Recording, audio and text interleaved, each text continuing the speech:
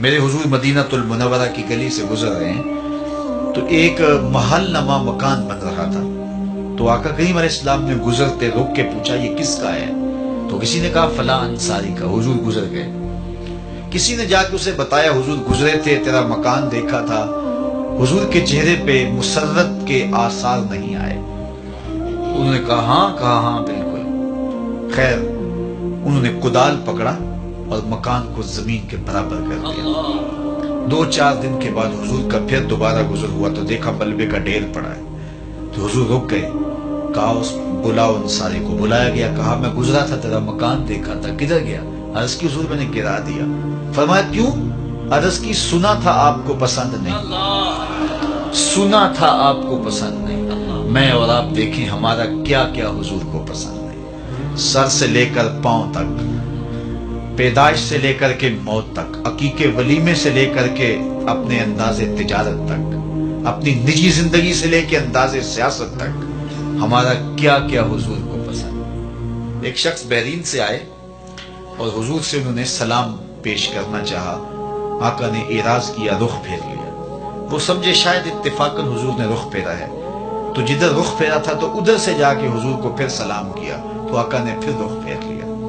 وہ سمجھ گئے کہ حضور ناراض ہیں. تو جو اصحاب تھے ان سے کہا کہ مجھے تو سمجھ نہیں کہ حضور کی ناراضگی کا سبب کیا ہے، تو کیا تم بتا سکتے ہو کہ حضور کیوں ناراض ہیں؟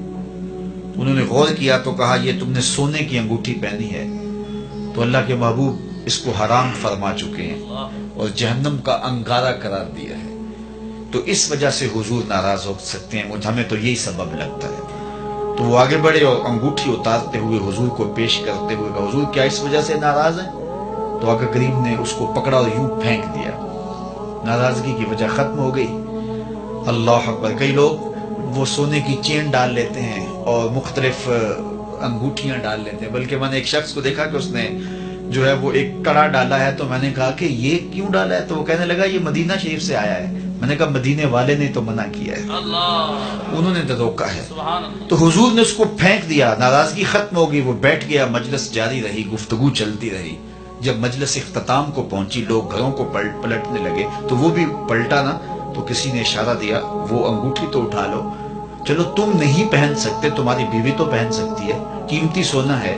تو اس نے کیا کہا؟ واللہ لا آخذہ وقد طرحہ رسول اللہ صلی اللہ علیہ وآلہ وسلم. اس نے کہا اللہ کی قسم میں اسے کبھی بھی نہیں اٹھاؤں گا جس کو میرے رسول نے پھینک دیا. تو میں اور آپ دیکھیں کہ ہم کہاں کھڑے ہیں.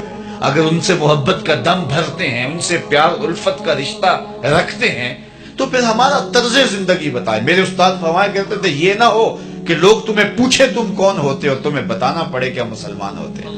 یہ دیکھو مذہب کے خانے میں اسلام لکھا ہے. صاحب فرمایا کرتے تھے نہیں، نہ کسی کو پوچھنا پڑے نہ تمہیں بتانا پڑے.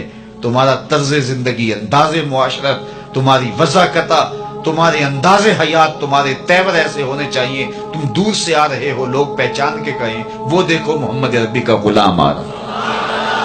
نور آنکھوں میں تو چہروں پہ اجالے ہوں گے، مصطفیٰ والوں کے انداز نرالے. دنیا میں بھی ان کے دم سے مقدر چمکا، محشر میں بھی ان کی رحمت کے حوالے ہوں گے.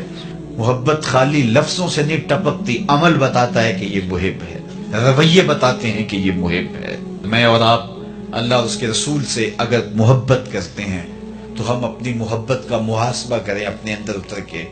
جن سے دعوی محبت ہے کیا ان کی بات